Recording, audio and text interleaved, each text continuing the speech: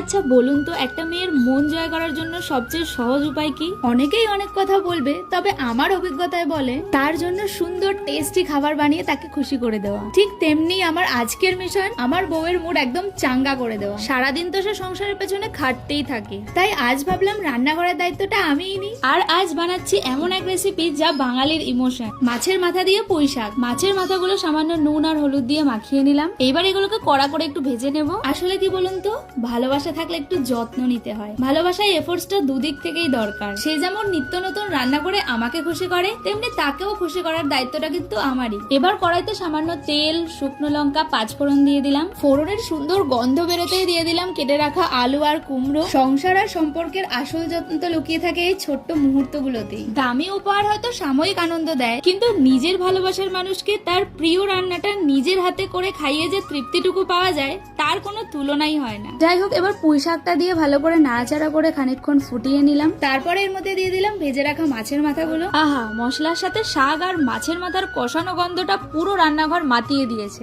এবার ফাইনালি টেস্টের পালা। মাঝে মাঝে ভালোবাসা প্রকাশ করতে খুব বেশি কিছু লাগে না। প্রিয় মানুষের জন্য এক থালা নিজের হাতে রান্না করা খাবারই যথেষ্ট। কেমন লাগলো আমার আজকের এই ছোট্ট প্রচেষ্টা?